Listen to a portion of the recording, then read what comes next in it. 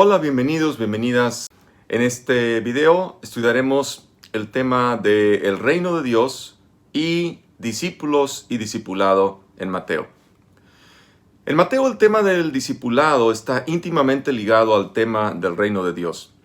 La identidad y la ética de los discípulos se basa en la idea del reino o reinado de Dios que Jesús propone en el Evangelio de Mateo. Veamos pues primero qué es el reino de Dios en este Evangelio. Sabemos que para Mateo y su comunidad el tema del reino de los cielos es primordial. La expresión reino de los cielos aparece hasta 32 veces y su equivalente reino de Dios aparece 4 veces. Mateo, como buen judío, prefiere la expresión reino de los cielos más que reino de Dios para evitar pronunciar el nombre de Dios, es decir, para evitar la expresión reino de Yahvé, ya que los judíos normalmente no pronunciaban el nombre de Dios. La comunidad de discípulos y discípulas de Mateo se consideraba el pueblo a quien el reino de Dios había sido concedido y que por lo tanto trataban de vivir produciendo los frutos de ese reino. Por eso, dice el texto, por eso les digo que se les quitará el reino de Dios para dárselo a un pueblo que rinda sus frutos. Mateo 21, 43. Y la iglesia de Mateo tenía conciencia de ser ese reino, ese pueblo. Los miembros de la comunidad de Mateo se consideraron a sí mismos ese pueblo a quien el reino de Dios se había concedido. Ellos tenían la conciencia de ser la comunidad presidida por el Jesús Rey mesiánico. Este nuevo pueblo a quien el reino les es concedido consiste tanto de judíos que todavía conservaban su identidad judía, así como de gentiles que se consideraban a sí mismos no como extraños, sino como herederos de pleno derecho a ese reino. El Evangelio de Mateo deja claro una cosa. El reino de Dios que Jesús proclama surge de Israel para todas las naciones. El reino es algo que los discípulos deben pedir constantemente, no como una mera fórmula devocional, sino para comprometerse permanentemente con él. Dice Mateo 6, 9, 10, venga tu reino y hágase tu voluntad. De modo que los discípulos deben saber que ellos son la sal de la tierra y la luz del mundo, en Mateo 5, 13 al 16. Al igual que Jesús y su predecesor Juan el Bautista, el mensaje de esta comunidad para el mundo puede resumirse en unas pocas palabras. Conviértanse porque ha llegado el reino de los cielos. Mateo capítulo 3, verso 2 y capítulo 4, verso 17. El reino de Dios es una realidad dinámica, no estática, que irrumpe inesperadamente en la vida de la gente a través de su poder sanador y liberador. El reino de Dios no es algo con lo que los discípulos puedan lucrar para su provecho personal. Jesús es claro al respecto. El reino debe ser comunicado gratuitamente, pues gratuitamente los discípulos y discípulas lo han recibido de él. Esto aparece en Mateo capítulo 10, versos del 7 al 8. El reino de Dios no solo es una realidad presente ya, aquí y ahora, sino también una realidad futura que llegará a su plenitud con la venida del Hijo del Hombre, tal como aparece en Mateo capítulo 16, verso 18. La comunidad de Mateo y los discípulos y discípulas de Jesús, después de ellos, es decir, nosotros, ¿sí?, vivimos entre el ya y el todavía no del reino. Es decir, el reino ya está presente, pero todavía no llega a su plenitud. Como todo buen maestro judío, Jesús, o mejor dicho, el Jesús del Evangelio de Mateo, habla del reino con muchas imágenes simbólicas y palabras. Entonces, vamos a ver alguna de ellas. Pongan mucha atención, ¿ok? Quienes no están abiertos a la novedad del reino de Dios no pueden entenderlo, porque Jesús ha revelado su misteriosa presencia a través de sus parábolas. Les dice, por ejemplo, a ustedes se les ha concedido conocer los misterios del reino de los cielos, en Mateo capítulo 13, verso 11. Quienes escuchan a Jesús con el corazón y la mente abiertos, están en posibilidad de entender lo que es el reino de Dios. El reino surge también en lugares inesperados, tal como lo demuestra la parábola del sembrador en Mateo capítulo 13, versos del 1 al 23. El reino se ve forzado a competir con fuerzas malignas poderosas. Dice, cuando alguien oye la palabra del reino y no la comprende, viene el maligno y arrebata lo sembrado en su corazón. En Mateo capítulo 13, verso 19. El hecho de que Jesús puede expulsar fuerzas demoníacas incomprensibles de las personas es una señal de que ha llegado el reino de Dios. En Mateo capítulo 12, verso 28. El reino de los cielos es con frecuencia una presencia invisible en el mundo, aunque tiene un poder transformador fenomenal. Por ejemplo, el reino es como la semilla de mostaza, que a pesar de ser la semilla más pequeña, crece hasta convertirse en la más grande de las hortalizas, de modo que puede servir de hábitat, de habitación a las aves del cielo. En Mateo capítulo 13, verso 31. O también, el reino es como la levadura, que una mujer toma y la mezcla con una medida enorme de harina, de modo que hace fermentar toda la masa. En Mateo capítulo 13, verso 33. El reino de los cielos es algo que se descubre sin esperarlo, que se reconoce como valioso, más valioso que otras cosas, y que vale la pena perseguir a pesar de todos los sacrificios. Jesús lo comparó, por ejemplo, con un tesoro escondido en un campo, el cual, cuando un hombre lo encuentra, es capaz de vender todo lo que tiene para comprar ese campo donde se halla ese tesoro. O es también como la perla de gran valor, que cuando un mercader la descubre, va, vende todo lo que tiene y la compra. En Mateo capítulo 13, versos 44 al 46. El reino de los cielos es también como una red que captura toda suerte de personas simbolizadas con toda clase de peces. Pero Dios hace la separación final basado en la bondad de cada uno. Es decir, el reino es alcanzado solo por aquellos que pusieron en práctica sus valores y dieron fruto. Tal como aparece en Mateo capítulos 13, versos del 47 al 50. Al reino de los cielos se entra haciéndose como un niño. Jesús les dijo, les aseguro que si no cambian y se hacen como los niños, no entrarán en el reino de los cielos. Así pues, el mayor en el reino de los cielos será el que se humilla como este niño. Mateo capítulo 18, versos del 1 al 4. El reino de los cielos es poseído por aquellos que se hacen como niños. Jesús les dijo a los discípulos, dejen que los niños vengan a mí y no se lo impidan, porque de los que son como estos es el reino de los cielos. En Mateo capítulo 19, verso 14. El reino de los cielos rechaza a aquellos que buscan posiciones de poder y de prestigio para mandar y ser servidos. Como lo pudieron experimentar en carne propia, la mamá de los hijos de Zebedeo, Santiago y Juan, cuando ella viene y le pide a Jesús que sus dos hijos ocupen los lugares de honor en su reino. Jesús les aclara que no han entendido nada. Dice, no saben lo que piden. Y que pertenecer al reino implica renunciar al deseo de poder y requiere sacrificar la propia vida por el bien de los demás. En Mateo 20, del 20 al 23. Hay algunos que con sus doctrinas y rituales inventados bloquean a los demás la entrada al reino de los cielos y se las bloquean ellos mismos. En Mateo capítulo 23, verso 13. El apego egoísta a las riquezas constituye un riesgo y un impedimento para ser parte del reino de los cielos. Así se lo dijo Jesús a sus discípulos, les aseguro que es muy difícil que un rico entre en el reino de los cielos. En Mateo 19, 23.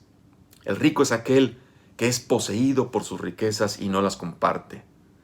Es sorprendente lo que logran los que logran entrar al reino de los cielos y los que no. Por ejemplo, Jesús alaba a un centurión romano que demuestra una fe tan grande como nadie en Israel, mientras que se asombra que los de su propio pueblo no demuestran fe. En Mateo capítulo 8, versos del 10 al 12.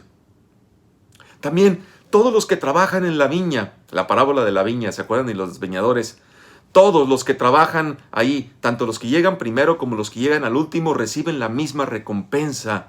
¿Por qué? Porque esta es la manera en que todos son capaces de tener lo necesario para poder sobrevivir. En Mateo 20, versos del 1 al 16. O también, el hijo que se había negado a ir a trabajar en la viña del padre, después se arrepiente y va. Mientras que el hijo que había dicho que iba, ese no fue. En Mateo 21, versos del 28 al 31. En ese mismo pasaje, Jesús afirma que los publicanos y las prostitutas les muestran a los demás, a los de su propio pueblo, el camino al reino de los cielos, puesto que ellos y ellas creyeron y se convirtieron, mientras que sus paisanos, por más que escucharon el mensaje de Juan Bautista y de Jesús, ni se arrepienten ni creen.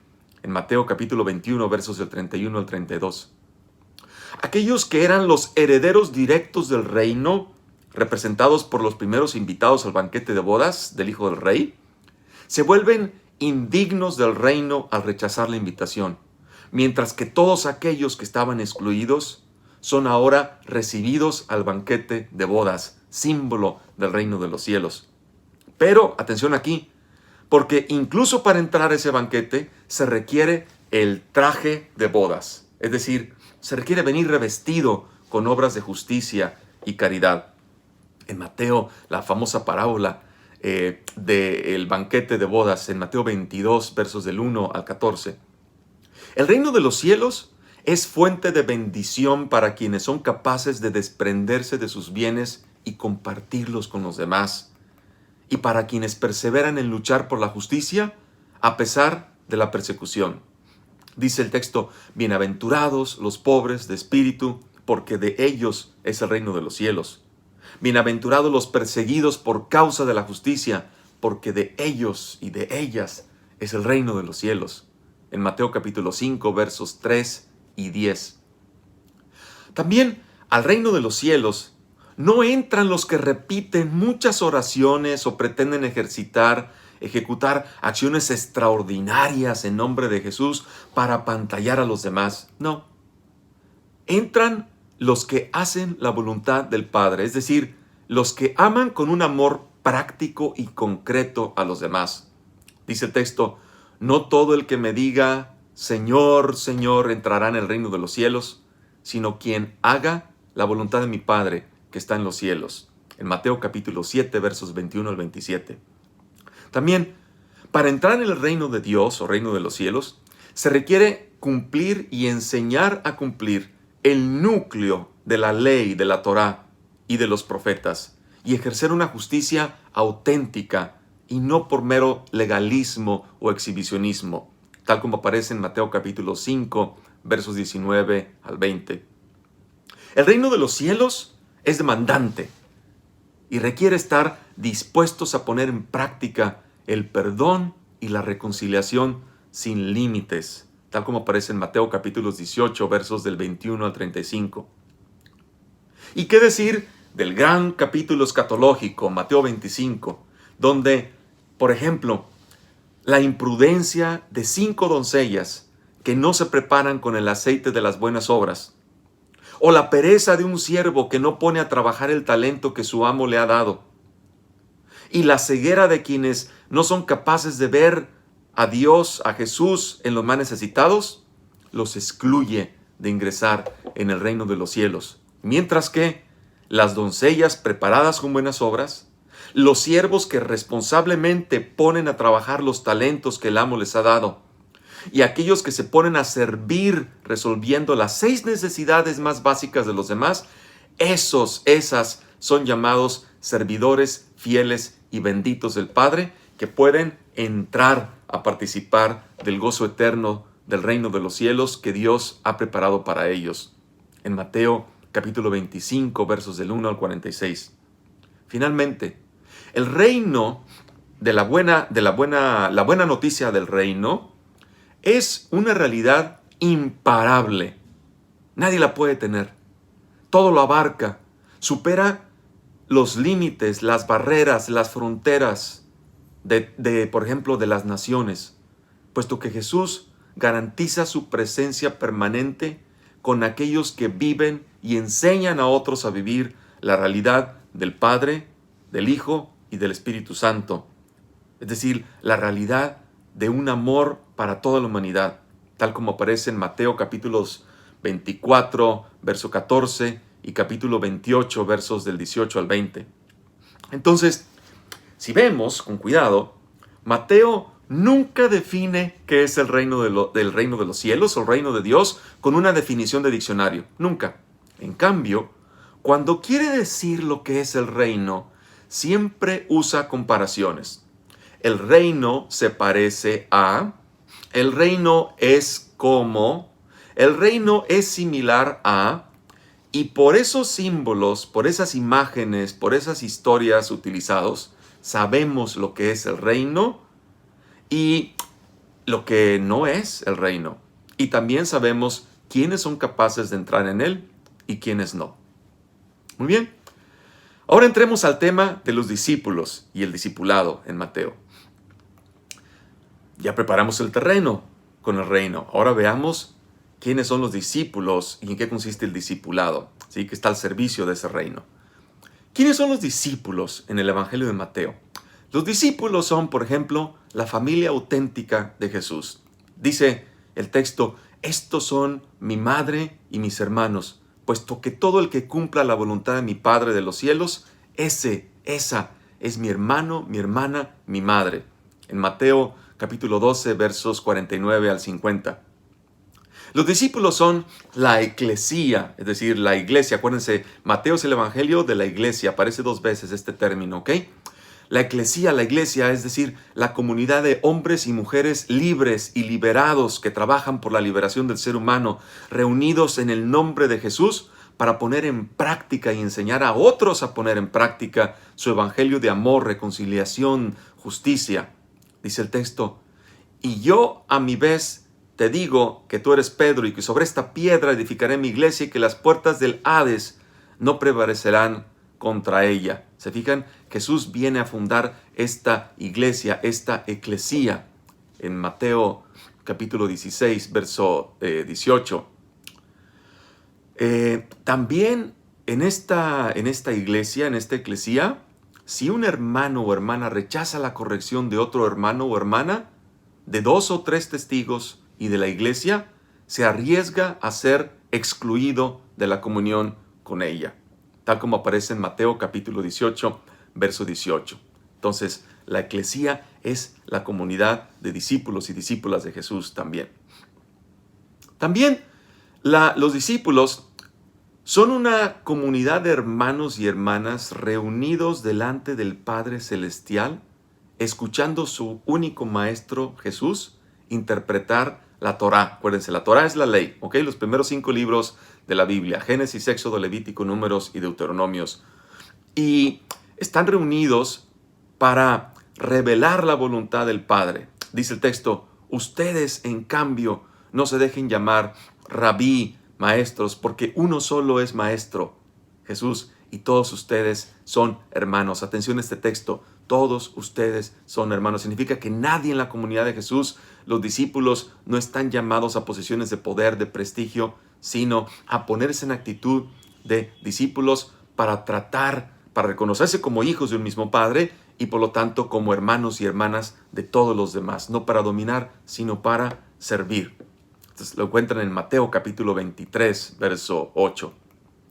Mateo nos ha enseñado cómo ser un discípulo, discípula de Jesús, tanto a través de los episodios narrativos como de los discursos de Jesús. ¿Se acuerdan ustedes que el Evangelio de Mateo está compuesto de narrativas y discursos en 5 bloques, ¿ok?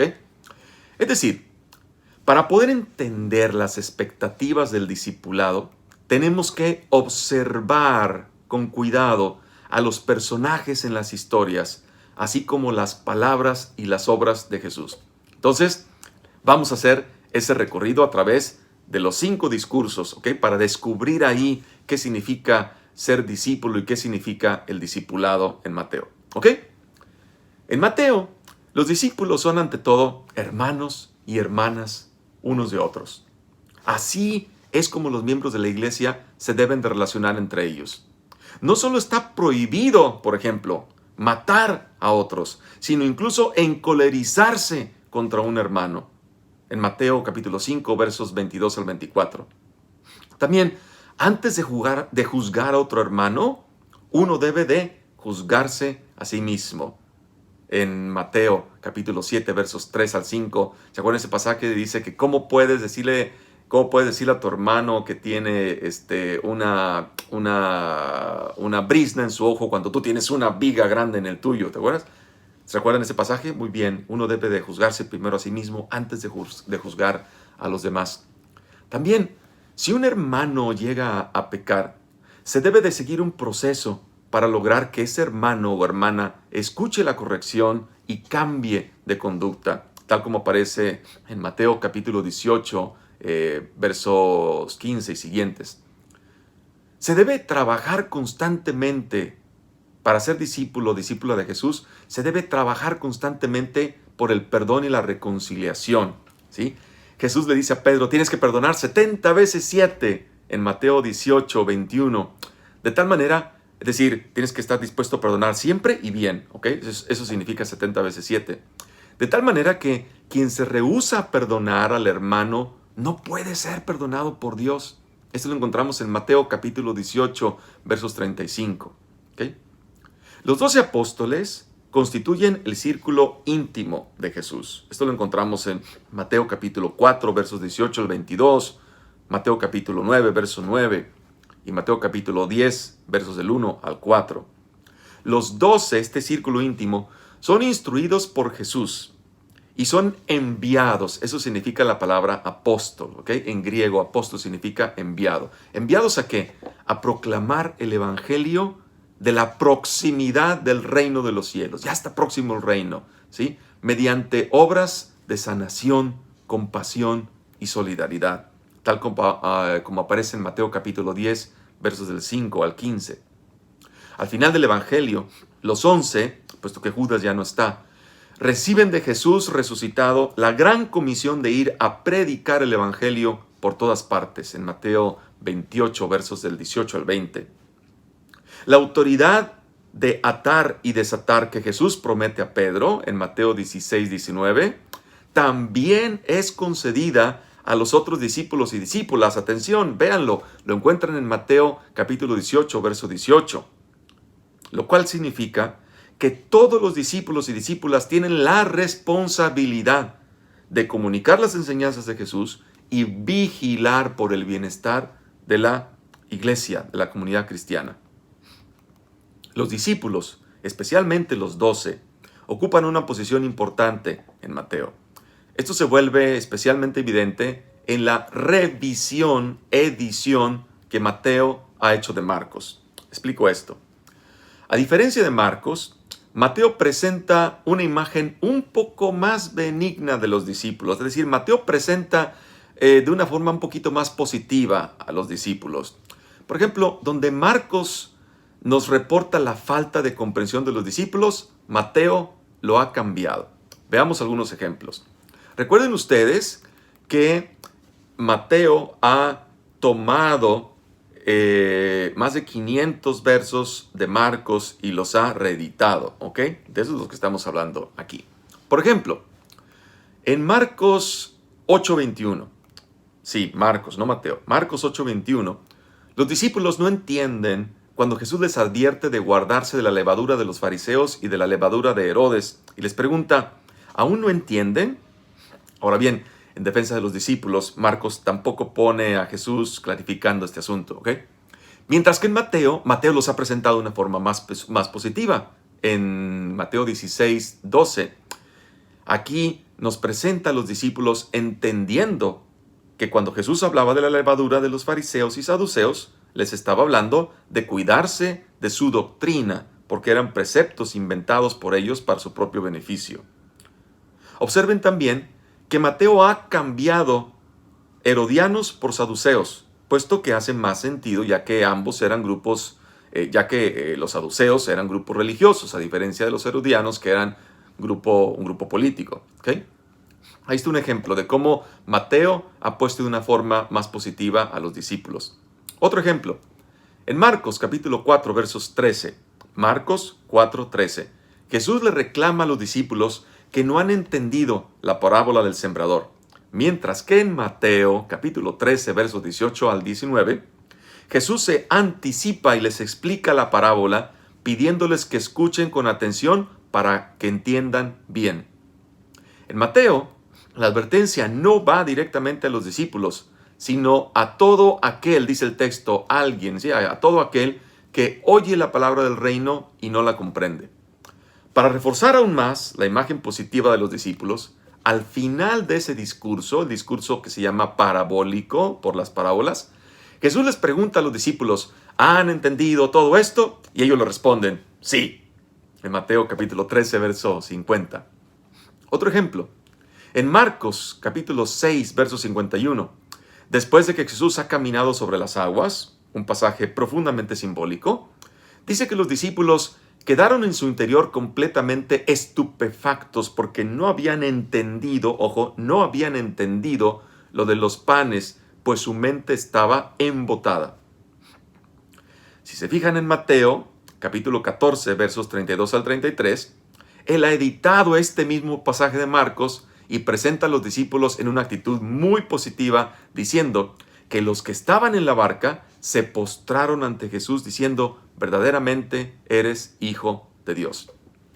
Como ven, en Mateo, los discípulos no están estupefactos, ignorantes o embotados, como en Marcos, sino que el evangelista, Mateo, nos los presenta reconociendo y venerando la auténtica identidad y la persona de Jesús. Otro ejemplo muy importante de cómo Mateo ha editado positivamente a los discípulos, ¿sí? Lo encontramos en el pasaje, en la perícopa. Acuérdense que una perícopa es un texto, un pasaje bíblico, ¿ok? En la perícopa de Mateo capítulo 20, verso 20. El original de esta perícopa está en Marcos capítulo 10, versos 35. ¿Qué ocurre en este pasaje? En Marcos son los mismos discípulos Santiago y Juan, hijos de Zebedeo, quienes muestran su ambición pidiéndole a Jesús que les conceda los primeros puestos, uno a su derecha y otro a su izquierda, en el reino que ellos se imaginan que Él viene a instaurar. Jesús los rechaza y los llama ignorantes. Les dice en efecto, no saben lo que piden. No saben lo que piden, significa que son ignorantes. Lo encuentran en Marcos capítulo 10, versos del 35 al 38. ¿Qué creen que ha hecho Mateo? Exacto. Mateo ha editado este pasaje para presentar a estos dos discípulos con una imagen un poco más positiva, transfiriendo la ambición de Santiago y Juan a su madre, a su mamá. Dice Mateo, entonces se le acercó la madre de los hijos de Zebedeo con sus hijos. ¿Se fijan? La madre. Y se postró como para pedirle algo. Jesús le preguntó, ¿qué quieres? Ella respondió exigiéndole. Dice, ¿por qué exigiéndole? Porque dice ella, manda que estos dos hijos míos, ¿se fijan? La madre está mandando a Jesús que mande, ¿ok? Manda que estos dos hijos míos se sienten en tu reino, uno a tu derecha y otro a tu izquierda. Son los puestos más importantes. ¿Se fijan? Mateo ha evitado incluso mencionar el nombre de estos dos discípulos, llamándolos con la frase anónima, los hijos de Zebedeo. Es por otra perícopa, Mateo capítulo 4, verso 21, que sabemos los nombres de los hijos de Zebedeo, ¿sí? Que son Santiago y Juan. Entonces, podemos ver que hay un esfuerzo de Mateo por presentar a los discípulos de una manera un poquito más positiva a comparación de cómo los ha presentado Marcos. Y sin embargo, Mateo no idealiza a los discípulos más allá de lo debido. Los discípulos, por ejemplo, se turban, muestran miedo y ansiedad en medio de la tormenta en el lago de Galilea y no pueden reconocer a Jesús. Mateo capítulo 14, verso 26. Los discípulos muestran poca fe en medio de otra tempestad y Jesús les reclama, ¿por qué tienen miedo, hombres de poca fe? En Mateo capítulo 8, verso 26. Pedro desconfía de Jesús al ir caminando sobre las aguas en un pasaje que es muy simbólico, ¿ok? Y cuando siente que se ahoga, le pide a Jesús que lo salve. Jesús le tiende la mano y le reclama: hombre de poca fe, ¿por qué dudaste? En Mateo capítulo 14, verso 31. Los discípulos, en otro ejemplo, son incapaces de entender la advertencia de Jesús que les pide abrir los ojos y cuidarse de la levadura de los fariseos y saduceos. Y Jesús entonces les reclama: hombres de poca fe, ¿por qué están hablando entre ustedes de que no tienen panes? En Mateo capítulo 16, verso 8. Solo cuando Jesús les explica a qué se refería, hasta entonces ellos son capaces de comprender que Jesús no hablaba de panes, sino de la doctrina falsa de los fariseos y saduceos. Otro caso. A pesar de que Pedro proclama que Jesús es el Cristo, es decir, el Mesías, el Hijo de Dios vivo, en Mateo 16, 16, no termina de entender que el mesianismo de Jesús es un mesianismo de servicio y de dar la vida por los demás. Por eso, cuando reprende a Jesús para impedir que vaya a Jerusalén, Jesús reacciona intensamente, reprendiendo a su vez a Pedro con una de las amonestaciones más fuertes de todos los evangelios. Atención al texto. A Pedro, que aparece como el líder o portavoz del grupo de los 12, Jesús le grita diciéndole: quítate de mi vista, Satanás, solo me sirves de escándalo, porque tus pensamientos no son los de Dios, sino los de los hombres. En Mateo capítulo 16, verso 23. ¡Qué terribles palabras! Jesús jamás le dice unas palabras tan terribles a ninguna otra persona, a ninguno otro de los discípulos en el Evangelio de Mateo. Al pretender impedir que Jesús cumpla con su misión, Pedro demuestra que no ha entendido lo que significa ser discípulo de Jesús. Pedro se comporta como un discípulo de Satanás, causa de escándalo, es decir, de tropiezo para Jesús. Pedro no está alineado con los pensamientos de Dios, es decir, con la voluntad de Dios, sino con la voluntad de los hombres, una voluntad que mira al éxito, al triunfo, al dominio sobre los demás. ¿Cuánto debieron aprender los que leyeron y escucharon este evangelio allá en sus orígenes sobre el comportamiento de Pedro? ¿Y cuánto podemos y debemos aprender nosotros hoy, verdad? Pero Mateo no se detuvo ahí. Mateo también reporta la triple negación de Pedro. Lo encuentran en Mateo capítulo 26, versos del 69 al 75. Al negar a Jesús, Pedro niega también ser su discípulo. Pedro está siendo infiel a su vocación de discípulo y traiciona totalmente a su maestro.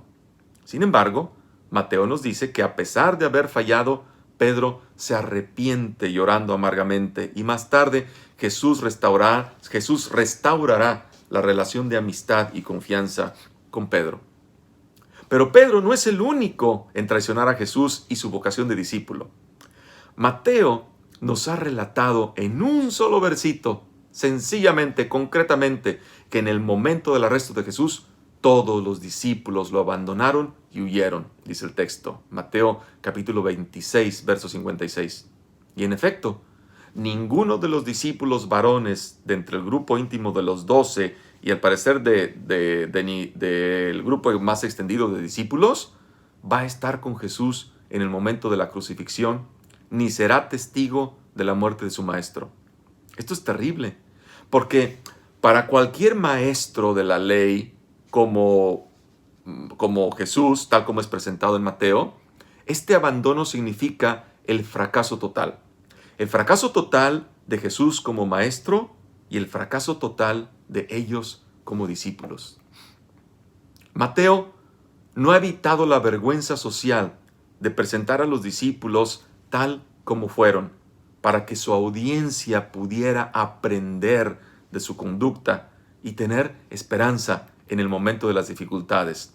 Nosotros al leer estos textos también podemos aprender de las fallas y de los aciertos de los discípulos, de las fallas y los aciertos de los discípulos, y tener esperanza cuando fallamos, esperanza de que Dios está ahí dispuesto a echarnos la mano, dispuesto a reconciliarse con nosotros. ¿Ok?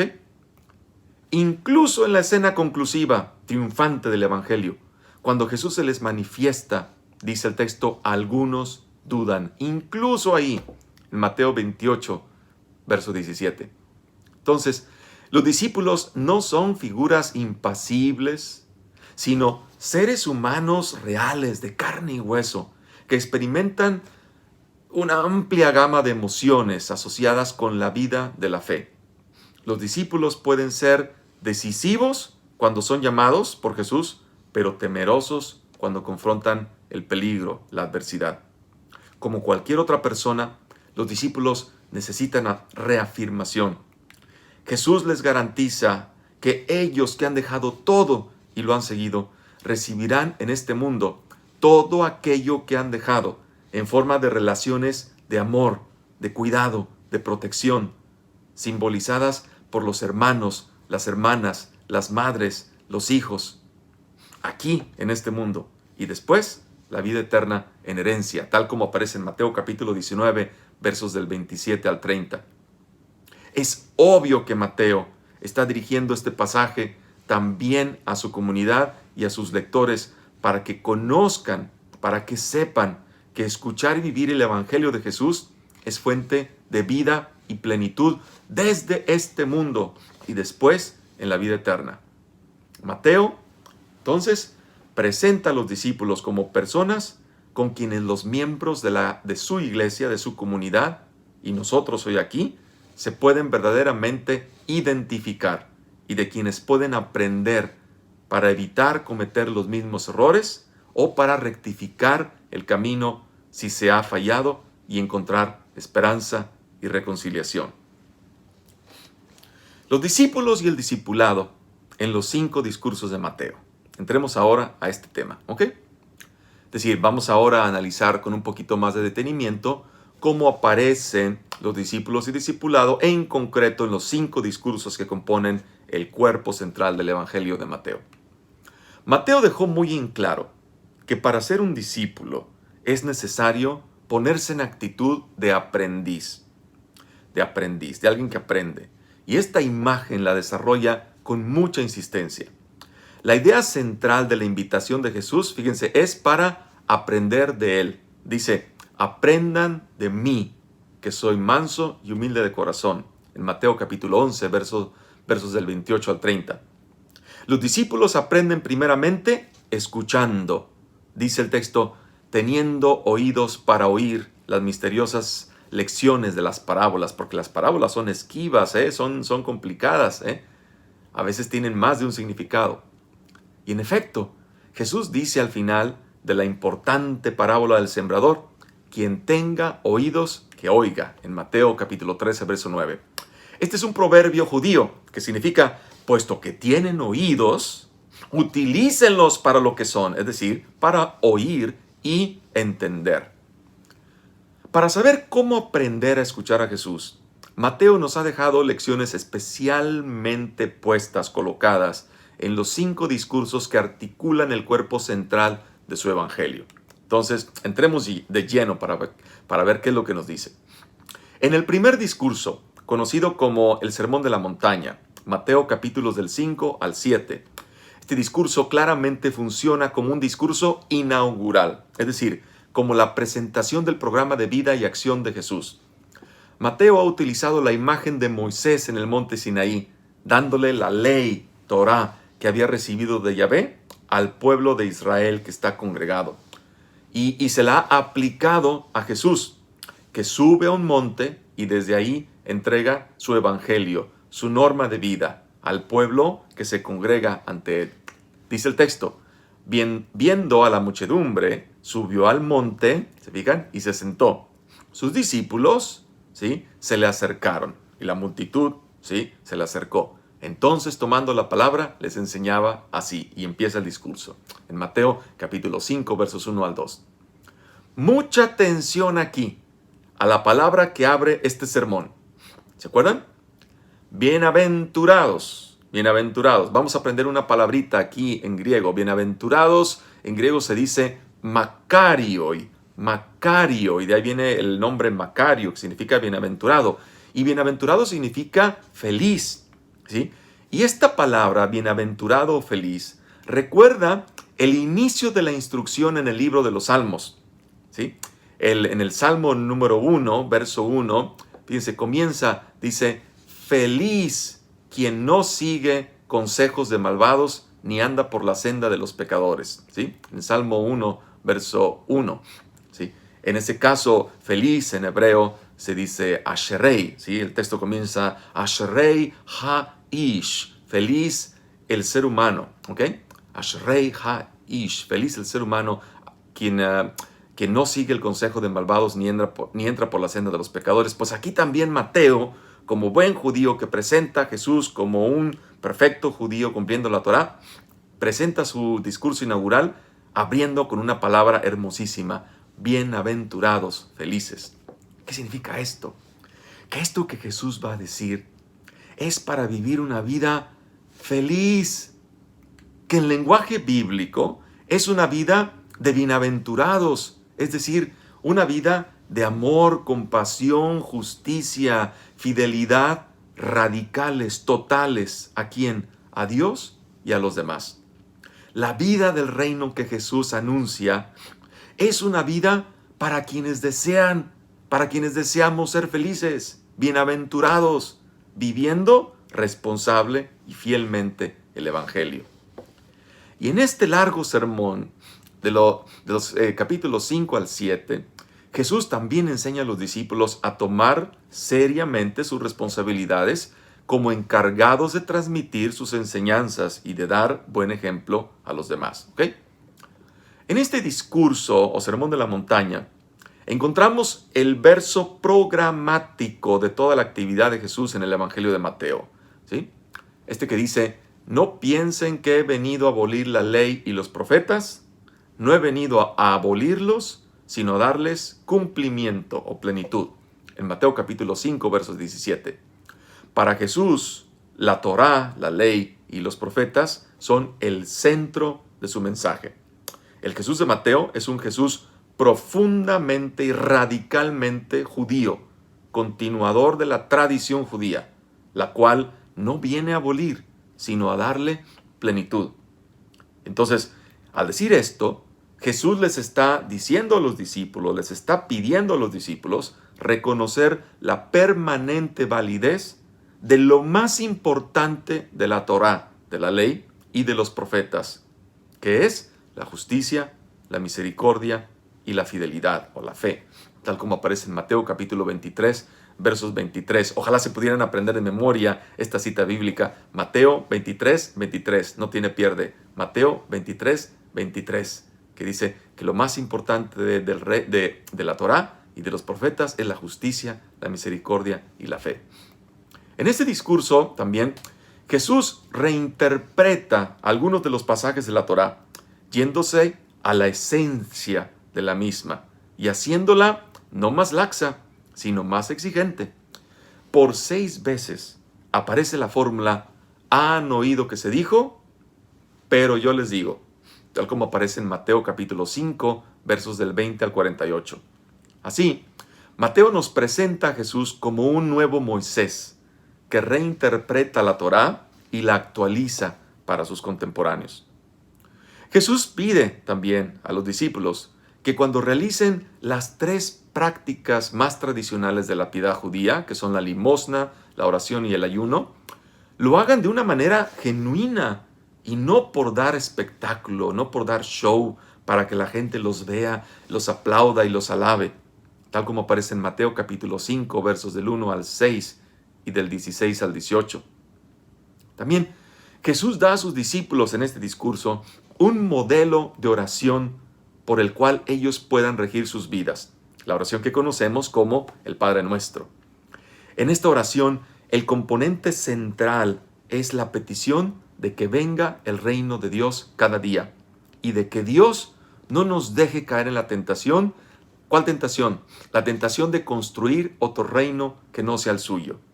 Y también le pedimos que nos libre del mal, es decir, de todo aquello que sea anti-reino, o sea, de todo aquello que produzca dolor, angustia, sufrimiento o muerte a nosotros o a los demás. En Mateo capítulo 5, versos del 9 al 13. Al urgir a los discípulos a buscar primero el reino de Dios, Jesús les asegura que un sentido de seguridad reemplazará sus ansiedades, tal como aparece en Mateo capítulo 6, versos del 19 al 34. Los discípulos están preocupados, han dejado todo, dicen, ¿y a nosotros qué vamos a recibir? Y entonces aquí Jesús les explica lo que van a recibir. Jesús también les proporciona a sus discípulos algunas instrucciones sobre la conducta apropiada para quienes quieren buscar el reino, así como también una serie de advertencias que concluyen con la historia de los constructores sabios y estúpidos. Esa es la palabra, estúpidos, ¿sí? Tonto, sin sentido, que no razona, ¿ok? Y estos dos personajes, el constructor sabio y el constructor estúpido, ejemplifican a quienes no escuchan y a quienes sí escuchan con cuidado y ponen en práctica lo que escuchan.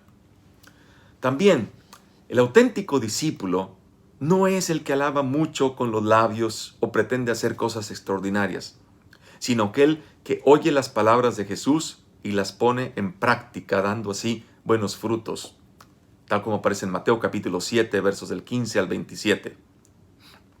Todo esto en el primer discurso. Ahora entremos al segundo discurso, el discurso misionero, el discurso de la misión, en Mateo capítulo 10. Este discurso se dirige de manera especial a los 12, ¿ok? Y Jesús se lo dice a sus discípulos para guiarlos en su misión dentro de Israel. Pero claramente el discurso anticipa la misión posterior de la iglesia a todas las demás naciones, ¿ok? Este discurso es muy interesante porque es realista. Jesús les anticipa la resistencia, el riesgo, el peligro, ¿sí? Al discípulo le basta ser como su maestro. Si han perseguido al maestro, ¿cuánto más a sus discípulos? Tal como aparece en Mateo capítulo 10, versos del 16 al 25. Jesús también les enseña a los discípulos el costo real del discipulado, pero insiste hasta por 3 veces en que no tengan miedo, que sean valerosos, ¿ok? En Mateo capítulo 10, versos del 26 al 33. También Jesús les recuerda a los discípulos que ellos representan a Jesús mismo y que la hospitalidad de aquellos que acogen el evangelio y a los evangelizadores produce la recompensa de una vida justa. En Mateo capítulo 10, versos del 40 al 42. El tercer discurso, el discurso parabólico o discurso de las parábolas, Mateo capítulo 13. Aquí este discurso es muy hermoso, ¿no? Porque Jesús utiliza imágenes sencillas de la vida cotidiana para hablar de cómo es la vida en el reino para los discípulos. Imágenes tales como las semillas que arroja un sembrador, el tesoro y las perlas escondidos, el grano de mostaza, la levadura, la red que utilizan los pescadores. Todas estas imágenes enseñan a los discípulos a poner atención a los detalles más insignificantes de la vida, pues ahí es donde se manifiesta y crece el reino cuando ellos hacen la labor que les corresponde. El cuarto discurso, el discurso eclesiástico, en Mateo 18. Este discurso podría ser titulado la regla de la comunidad o la regla de la iglesia, ¿ok? Debido a que se enfoca en la vida de aquellos que están unidos como comunidades de fe, como iglesia, como eclesía, en el nombre de Jesús. Ahí, en ese discurso, Jesús alaba la humildad y la sencillez como requerimientos básicos para ser parte del reino, en Mateo 18, versos del 1 al 4. Jesús advierte severamente cómo tratar a los pequeños, que son probablemente los nuevos conversos a la comunidad, pero que puede ser cualquiera cuya fe es frágil por cualquier motivo. Jesús advierte severamente a los discípulos a evitar el escándalo. Es decir, ¿qué es el escándalo? Todas aquellas acciones que impiden la vida, la justicia, la compasión, la solidaridad en la comunidad, en la iglesia. En Mateo capítulo 18, versos del 5 al 11. También ahí encontramos la parábola de la oveja perdida y encontrada, que enseña que Dios cuida, se preocupa y va en busca de aquellos que se descarrían, puesto que Dios no quiere que nadie se pierda, es decir, no quiere que nadie se prive de la vida en plenitud que debe existir en la comunidad de discípulos de Jesús. Esto está en Mateo capítulo 18, versos del 12 al 14. Quizá la parte más importante y también la más demandante de este discurso está en las instrucciones para la corrección fraterna y el perdón. En Mateo capítulo 18, versos del 15 al 35. Ahí Jesús enfatiza sobre todo lo indispensable que es la reconciliación y el perdón. La reconciliación y el perdón genuinos no son producto del cálculo humano ni fáciles de vivir, eso ya lo sabemos, ¿verdad? Pero vale el esfuerzo ponerlos en práctica, porque la medida del perdón que Dios nos da es equivalente a la medida del perdón que nosotros damos a los demás. En otras palabras, si perdonamos, Dios nos perdona. Si no perdonamos, Dios no nos puede perdonar. Y esta enseñanza de Jesús no era nueva de ninguna manera, puesto que ya aparecía en la tradición religiosa judía. Por ejemplo, en el libro del eclesiástico o Siráside, capítulo 28, versos del 1 al 6, los invito a que vayan y lo vean. Eclesiástico o Siráside, capítulo 28, versos del 1 al 6. Enseña que las ofensas o los pecados de una persona son perdonados cuando esa persona perdona las ofensas o los pecados de otros. Si una persona no se compadece de sus semejantes, no es posible que espere recibir el perdón de sus propios pecados. Y Jesús no hace otra cosa sino recordar esta enseñanza fundamental de su tradición judía. El evangelista ha ejemplificado magistralmente esta enseñanza con la parábola del siervo que pide a su amo que le perdone una gran cantidad de deuda, pero que no es capaz de perdonar la deuda más pequeña de un compañero suyo, en Mateo capítulo 18, versos del 23 al 35. Finalmente, en el discurso escatológico, Mateo capítulos del 23 al 25, este es en realidad un discurso compuesto de 3 discursos. El capítulo 23, que el primer discurso, Mateo pone a Jesús juzgando severamente a los oficiales religiosos, cuyas vidas no son coherentes con su propia predicación, y advierte a los discípulos a no caer en la tentación de la soberbia, la vanidad y el poder. Mateo capítulo 23, versos del 1 al 12. Después, Mateo relata una acalorada polémica entre la iglesia y la sinagoga. Atención aquí, entre la iglesia y la sinagoga, es decir, entre los judíos que creen en Jesús como Mesías y los judíos rabínicos que no creen en Jesús como Mesías y que están representados en el Evangelio por los escribas y los fariseos. En Mateo capítulo 23, versos del 1 al 32. El evangelista utiliza ahí un género literario llamado maldiciones para denunciar. Estas maldiciones son ay de ustedes, en griego se dice why, es ay de ustedes, son maldiciones, y estas maldiciones tienen una doble función, funcionan como una advertencia y como un llamado a la conversión, ¿ok? Y Jesús, o el evangelista Mateo, las pone en boca de Jesús aquí para denunciar algo con lo que todas las religiones se pueden identificar en algún momento: el comportamiento hipócrita de sus líderes. El segundo discurso, en el capítulo 24, Jesús advierte a sus discípulos que en vez de perder el tiempo intentando predecir el futuro, se dediquen a vigilar y hacer uso responsable de su tiempo para anunciar el Evangelio y construir el reino de Dios aquí en el presente. Finalmente, en el capítulo 25, Jesús continúa con el tema del juicio final y les invita a sus discípulos a preparar y ejercer una administración responsable de sus recursos y a encarnar el amor de una manera práctica, respondiendo a las necesidades humanas más básicas. Mucha atención aquí al mini discurso parábola del juicio final en Mateo 25, versos del 31 al 46. Jesús enseña con absoluta claridad que el reino solo lo consiguen aquellos que se ponen a trabajar remediando las necesidades más básicas de los demás, y que todo lo que se hace por los demás se hace por Dios mismo, aun cuando uno no se dé cuenta. Dios está tan encarnado en la vida que se identifica especialmente con los que más sufren. Quienes no son capaces de reconocer y remediar el sufrimiento de los demás, no son capaces de mostrar a Dios el amor que le dicen tener, y se excluyen a sí mismos del reino. ¿Ok? Veamos ahora, para finalizar, dos temas que son muy importantes en Mateo respecto al discipulado, que son la justicia y la obediencia. Mateo ha resaltado especialmente la justicia y la obediencia a Dios como características esenciales, no negociables, de los discípulos. En Mateo es muy claro el llamado a los discípulos para practicar la justicia.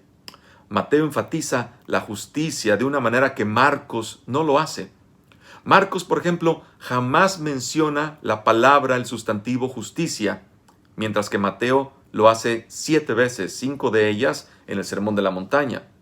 Mateo utiliza 19 veces la palabra justo, mientras que Marcos solo la utiliza 2 veces. ¿Se fijan?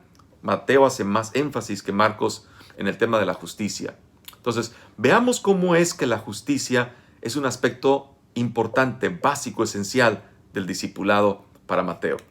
Primero, Jesús debe cumplir toda justicia, como le explica a Juan el Bautista cuando va a bautizarse, y se asocia así con su movimiento de conversión a la justicia, en Mateo capítulo 3, verso 15.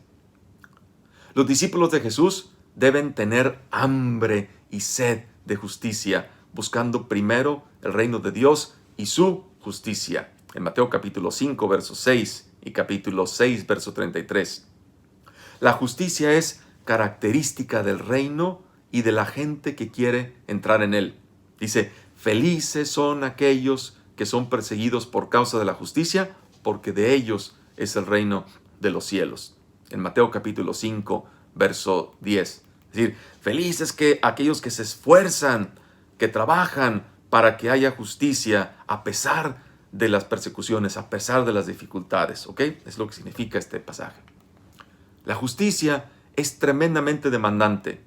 Dice, a menos que su justicia, les dice Jesús a sus discípulos, a menos que su justicia sea mayor que la de los escribas y fariseos, no podrán entrar en el reino de los cielos. En Mateo capítulo 5, verso 20. Practicando la justicia es como los discípulos se convierten en sal de la tierra y luz del mundo. En Mateo capítulo 6, versos 13 al 17.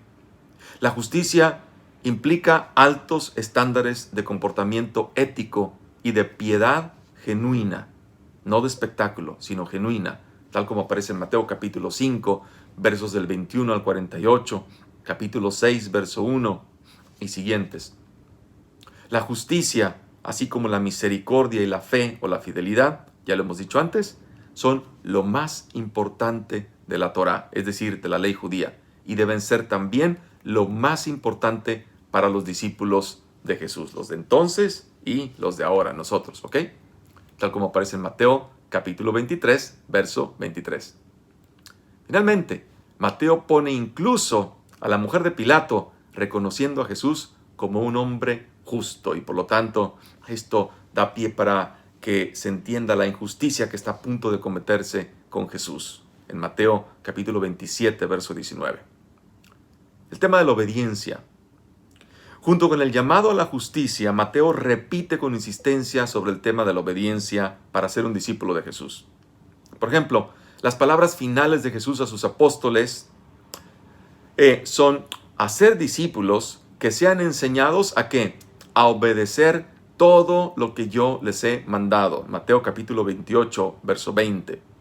Ser un discípulo en la iglesia de Mateo significa ser obediente a todos los mandamientos de Jesús, que no son otra cosa sino un recordatorio de los mandamientos centrales de la tradición religiosa judía a la que Jesús pertenecía. Cuando le preguntan a Jesús, ¿Cuál es el mandamiento más grande, más importante de la ley? El Jesús de Mateo reafirma lo expresado en la Torá: amor total a Dios y amor total al prójimo como a uno mismo. En Mateo 22, versos del 34 al 40. A diferencia de Marcos, Mateo concluye esta perícopa diciendo: en estos dos mandamientos se fundan toda la ley, la Torá, y los profetas. Les invito a que comparen estos dos pasajes, Mateo capítulo 22, versos del 30 al 40, con Marcos capítulo 12, versos del 28 al 34. Poner en práctica estos mandamientos, amor a Dios y amor al prójimo como uno mismo, significa obedecer a Dios. Mateo insiste en la relación directa entre la disposición interior y los actos externos. Los buenos árboles dan buenos frutos. Los malos árboles dan malos frutos. Mateo capítulo 7, versos del 15 al 20. Y en efecto, los auténticos discípulos son los que oyen la palabra del Evangelio del Reino. La oyen, la entienden y dan fruto de acuerdo a sus posibilidades. Acuérdense de este trinomio: la oyen, la entienden y dan fruto de acuerdo a sus posibilidades. Unos 100, otros 70 y otros 30, tal como aparece en Mateo capítulo 13, verso 23. Y esto es algo de lo que podemos conocer, aprender, tanto del reino de Dios o reino de los cielos, como de los discípulos y el discipulado en el Evangelio de Mateo. Muchas gracias, paz y bien.